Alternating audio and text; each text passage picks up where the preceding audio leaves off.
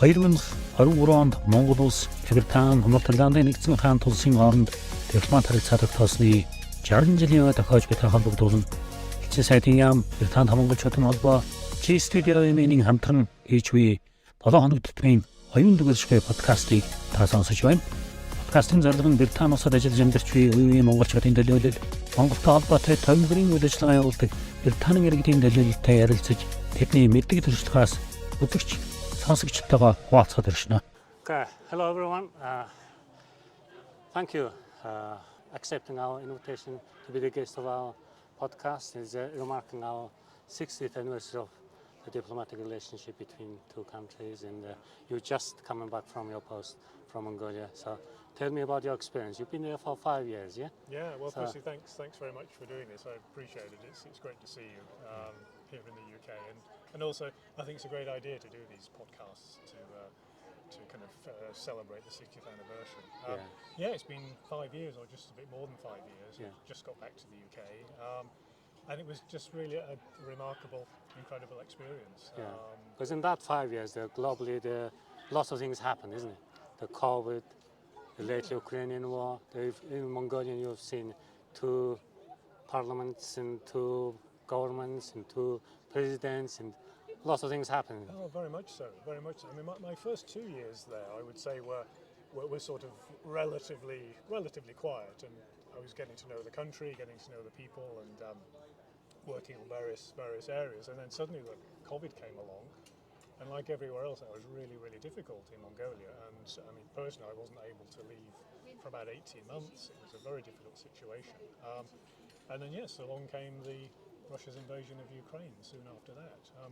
But meanwhile, there's been a lot of really good efforts being done by the government in Mongolia to tackle some of these, as they're called, so-called binding constraints around economic development. And I think the current Prime Minister, Erht with his team, is really doing a good job to sort of try and address those issues. So, my daughter was preparing this podcast, and I mentioned about her. Then she actually could help me to ask a few questions. I can read out here. So, why did you decide to stay in Mongolia for 5 years? Because I think that the general terms is of 3 years, yeah. So yeah, used to be a sort of 2 years with an optional third year. It's now 3 years with an optional fourth year. So I wanted to stay longer anyway, and then for personal reasons I asked for a bit more of an extension. And as it turned out, it was probably not a bad thing because of COVID.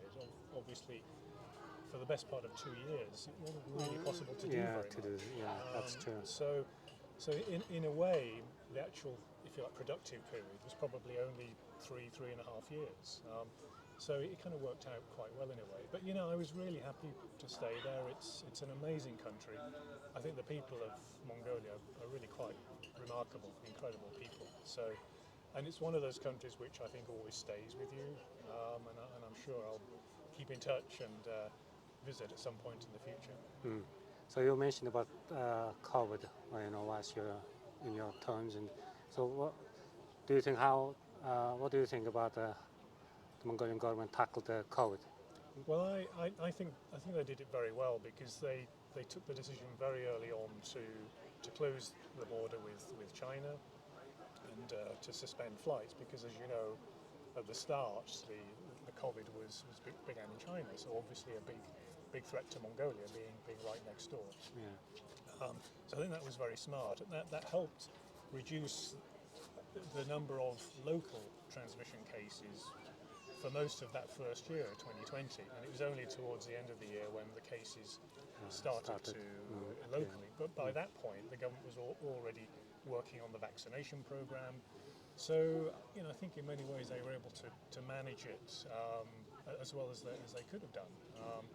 And then through 2021, they did really well with the vaccination program, first dose, second dose, booster doses. So overall, I think they did well. And of course, now they're recovering quite quickly. Yeah, I think also that during that time, the Mongolia was one of the exemplary case of how to tackle COVID-19. I I think internationally I've seen somewhere in a report. Yeah, definitely. You know, certainly if you look at how other countries managed it, I think the key was that Mongolia acted very early. Early on, they saw the threat and said, right, well, we need to protect our country. I think some of it, there was a bit of past experience with the SARS outbreak in the early 2000s. So I think some lessons had been learned from that. So it was very smart, I think. During the different ambassadors' term, they concentrated on different aspects of the bilateral relationship or something. Because in my opinion, or many people may notice that one of the things is this educational exchange. The Chevening's scholarship, the number of students coming here seems increased quite a lot. So was it that your gender to do? Yeah, very, very much so. I would say there were probably sort of three areas really that I wanted to focus on. Which one was the sort of trade investment side. The other was the sort of broader issue around democratic values and strengthening the international sort of principled system. But the third one was support for Mongolia, and education very much a big part of that. And the thing that struck me right from the start, in my first year I joined the interview board for the Chevening scholarships, just in the first year. And I was really struck about how good and how talented the applicants were. And from then on in, I realised it was really beneficial for Mongolia, and so we've had some fantastic students over my 5 years. And in fact, just before I left, I had a reunion with all the students who had gone to the UK during my time. And I must say, it's probably one of the proudest things of my time there is to sort of see how these young people have, you know, they've taken the initiative, they've gone to the UK, they've learnt a lot, and what they're doing now in Mongolia. So I think that's been really, really important. Yeah, I think so, because so lots of people are Chevening scholars, so they're trying to set up the alumni there and trying to be active in Mongolian society, and which is I noticed, okay, that's because of the Chevening scholarship, quite, you know, that's triggered that kind of initiatives and things, yeah. Oh yeah. I mean, for me, it sort of works almost perfectly for Mongolia, because, you know, generally speaking, Mongolians are very, very inquisitive, very outgoing. They want to improve themselves and to learn and to help their country, to help Mongolia.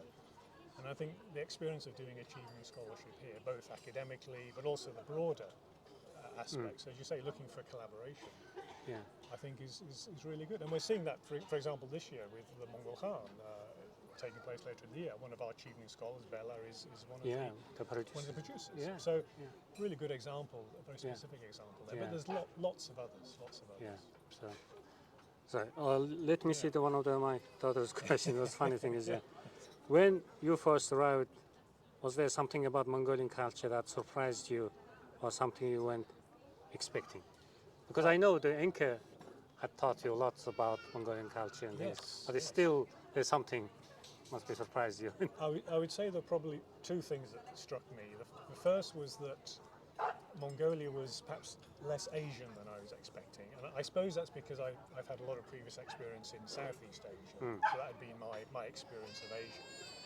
So what I found was that there's a kind of a really interesting blend of, yes, some Asian culture, but also this kind of Eurasian, maybe even European culture as well. So that really struck me, and the fact that Mongolians are actually very straightforward. Unlike perhaps other parts of Asia where you have to be a little bit cautious, Mongolians are straightforward. What you see is what you get, kind of thing. So which is more of a European thing. So that helped enormously to develop relationships and to get things done. And then the other thing, to be honest, I mean, I'm sorry to say, I wasn't expecting, was just how confident and strong the women are in Mongolia. I mean, that really is one of the strong foundations that Mongolia has. You have very capable, well-educated women, and you see more and more in positions of influence now. And I think that also helps to sort of drive Mongolia forward. Yeah, I think that traditionally the gender is, there's a distinctive difference of what they do, but there's a respect what they do for the men's side and things. I think because my wife also works on the gender issue, so she also spotted that side. And, it's very notable. It really is. So, and I think it, unlike in some countries, particularly in Asia, where maybe women are don't necessarily have the same kinds of opportunities. I know it's not perfect in Mongolia. There are still some glass ceilings that need to be broken, probably, you know, the highest positions in government and so on. But even so, you know, I think that sort of strong foundation that Mongolia has is helping enormously. And certainly there are many Mongolian women I know, either in government or in business, who are just exceptional, doing exceptionally good things for the country, and also developing relationships with the UK and other parts of the world as well. So, during your terms of 5 years, you must have traveled a lot around Mongolia. So, have you been in all IMAX? Not all IMAX. I'm sorry to say. No, I think had it not been for COVID, I probably would have managed more of them. But I think the last time I counted, I think there were about six or seven that I hadn't visited. Mainly in the east. I've not been to the east at all, but to some extent in the sort of north, central, south, pretty much everywhere, and some of the provinces in the west. So yeah. So, what do you think about rural people's lifestyle and things? And I think it's a Mongolian, especially in rural lifestyle, is quite unique to compared to other countries, and you know, land is free, and you feel that freedom, and that's what you know, lately I've noticed how different from Western culture or living style. Yeah, very much so, and also that the lifestyle is probably as it has been for many hundreds of years. Although at the same time they're bringing in new technologies. So I always remember seeing gears in the middle of nowhere with a little solar panel, and so they can power their own refrigerators and so on. So obviously there've been some changes to sort of match what's happening in the modern world. But the other thing always struck me, they're very well informed, even though you meet people in the middle of nowhere. They know what's going on in the world, so they're very curious about what's happening. But it's a remarkable part of Mongolian culture, and I have to say, I have to take my hat off to the nomads, how they cope in the winter time. I just don't know. It's incredible resilience and you know, sort of flexibility, adaptability to the climate. I guess nowadays the sustainable way of living things, you know, become a trend.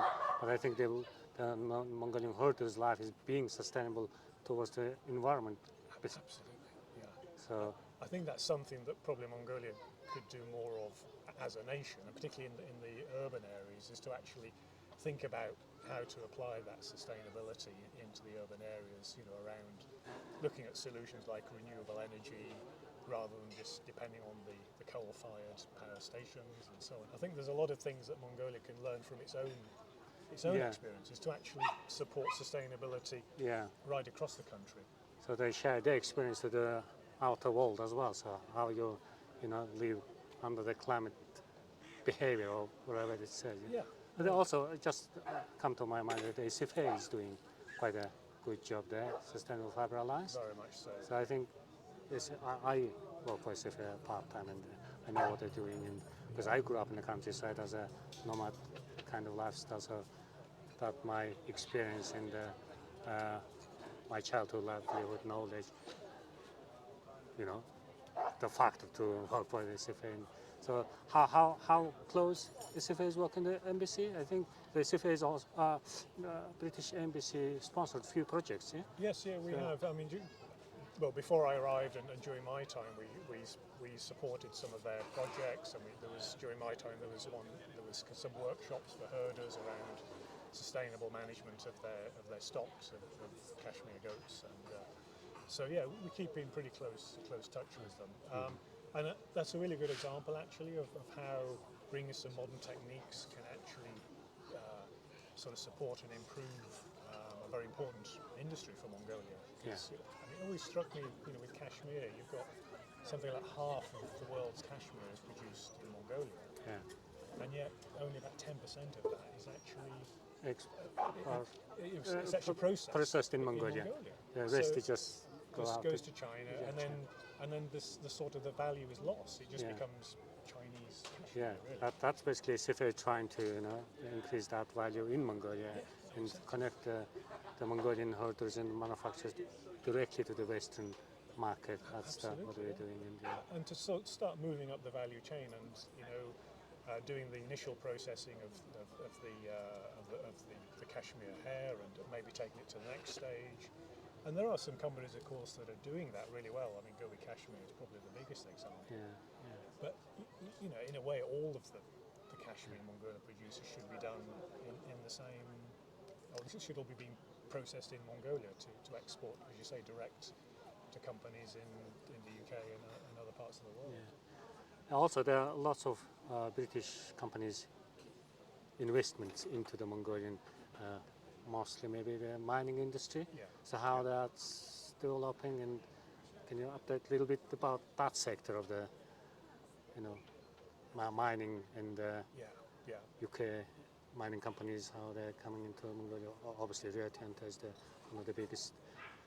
I mean that's Rio Tinto is by far the biggest one, and of course it's the biggest foreign investor anyway in Mongolia. And quite a lot of my time was spent supporting Rio Tinto in trying to overcome some of the kind of political challenges that they were having during my time. And I was really pleased when Rio Tinto and the government signed this new agreement at the end of 2021 to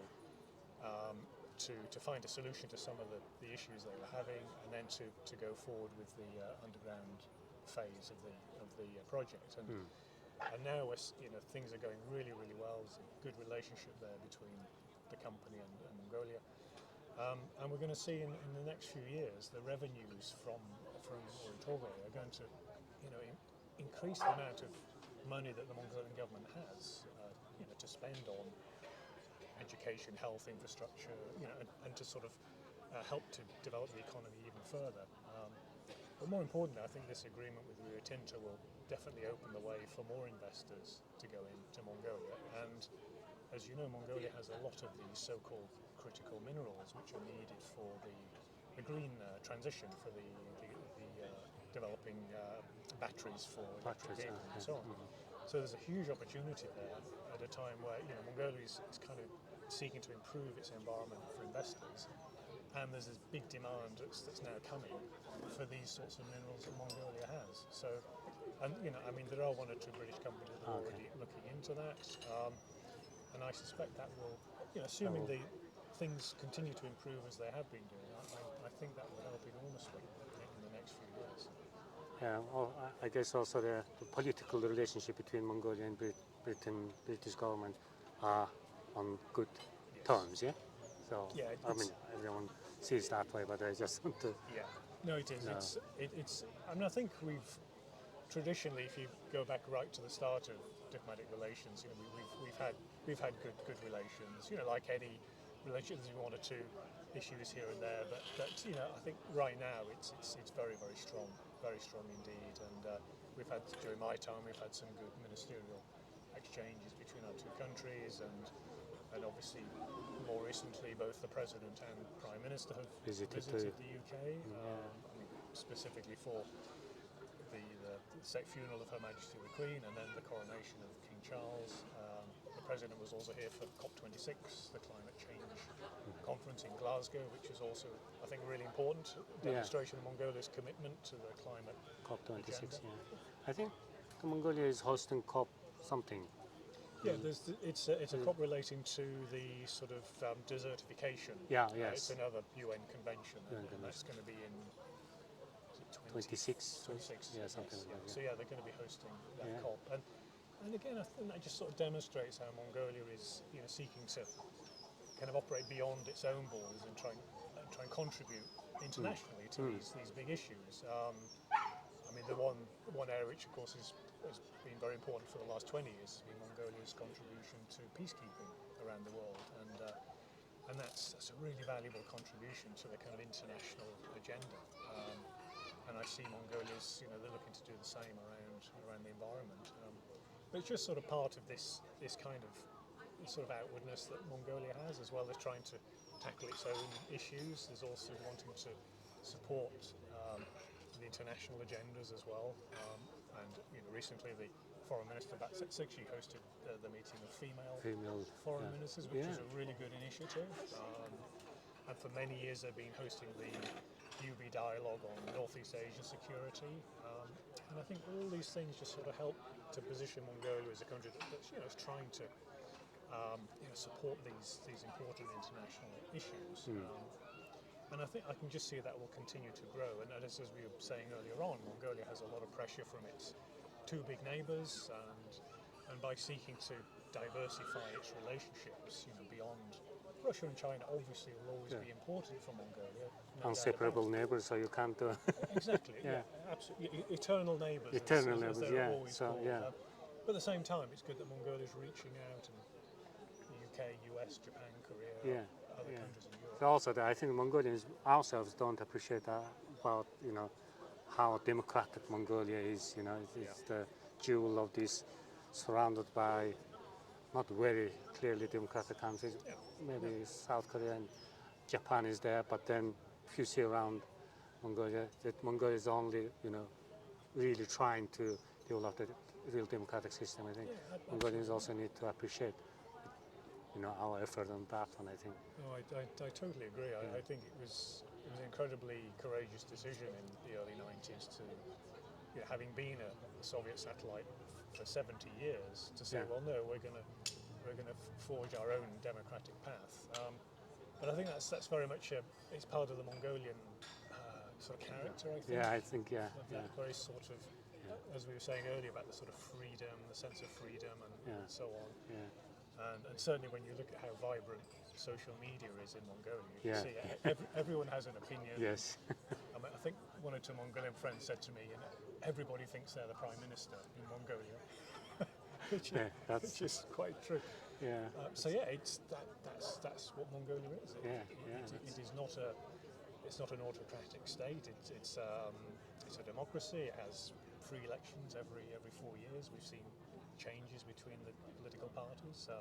Next year, I think the elections will be really important with the larger number of MPs, the new electoral system, which will probably enable a much broader representation in the parliament. Yeah, because now we're going to have 126 MPs, so yes, it makes more opportunity, gives more opportunity to other parties, bring more democratic parliament will.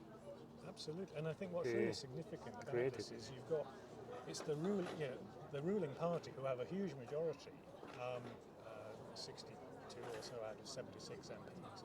They're the ones that actually pushed forward this legislation. So the MPP will probably lose a number of seats because of these changes, but I think it just sort of shows you that the realisation that they want to have a much broader-based representation to help provide, if you like, more challenge to whoever is in government, and also to bring in more views from lots of different parts of society. So I think it's in a way, it's almost like a mini revolution. Yeah, actually, within the system. Yeah, it's not from outside. The realization in changing things, a little revolution. I think it's really positive. And I just think the next 10, 20 years are going to be really interesting for Mongolia. Yeah, I was just going to ask about, what is your opinion? How you see Mongolia in the next 5 or 10 years? Yeah, you said it's going to be interesting. I can really see Mongolia becoming a really prosperous country on the back of the natural resources that Mongolia has, and broader work in the economy to develop other sectors as well. To add value in other sectors like Kashmir, as we were saying. But also I think that the generational change is going to be really important because Mongolia has this very young demographic, 60% around 35. The youngest, And as I was saying earlier, around the achievement scholars, the young people are just incredibly smart and that fascinates me. And I think that's going to come through very strongly in the next 10, 15 years as they their generation is coming at their period. Absolutely. And the current government, of course, the Prime Minister is quite young. He's kind of from that generation as well. So I think that combination of the natural resources, wealth, the talent of the young people, and sort of this outward-looking nature of the country, I think will combine to make a really important future, and also hopefully make Mongolia more resilient. Because obviously, particularly Russia's invasion of Ukraine and the impacts of that have had impacts in Mongolia around energy and price. So the more Mongolia develops its own economic independence, which I think will happen, it will make Mongolia more resilient economically and politically. So from outside factors, absolutely, which is what every country wants. It wants to be able to. I mean, you can't stop things happening outside your country, but you can kind of put things in place to make yourselves as resilient as possible. And I think that we'll see a lot more of that in the next few years. So I'm really positive. I think the future is very bright for Mongolia, definitely. Okay, thank you very much for coming along in the chat. And I really enjoyed, and thank you for all your work for develop the relationship between two countries for the last 5 years, and really appreciate and keep in touch. And obviously, what is your next post job? It's planned, or? Well, just for the time being, I'll be working here at the Foreign Office in London. And then around about April-May time next year, I'm expecting to go on another overseas assignment. So I'm just going through the various processes around that. But for now, I shall be in the UK for 9 or 10 months, which will be nice. It'll be nice. It'll be nice to be back at home with family and so on. So and also thank you to you for everything you do for the UK-Mongolia relationship. I think you make a massive difference here through your work with the Mongolian community and sort of bringing the two countries together. And I think thank you very much. Makes a big difference.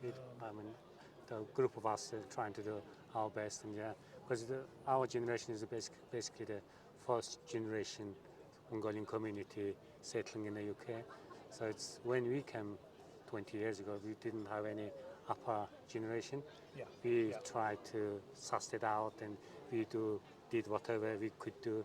We were professors and doctors in Mongolia, but we came here to do whatever we could do, and we did. So now I think when I see the next generation, for example, the kids come here when they were 5 years old. They did all the high school, secondary school here, finished the degree, working in a UK's work market for 5-6 years. They just living as ordinary British people, how they live.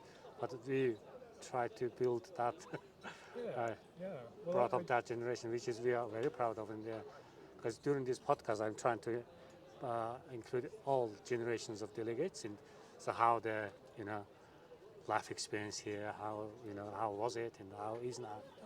And I remember from the 55th anniversary book that you did of 50 Mongolians, and it just shows you the sort of the breadth of things that Mongolians are doing here. Pretty much every sector they're involved in. Business and sport and the arts. So it's very impressive. It's our community is quite settled well and doing things together, which is I'm very proud of. That's fantastic. Thank you very much. No, my pleasure. Thank you. It's always a pleasure to see you. See you again. Thank you very much, and see you the next time.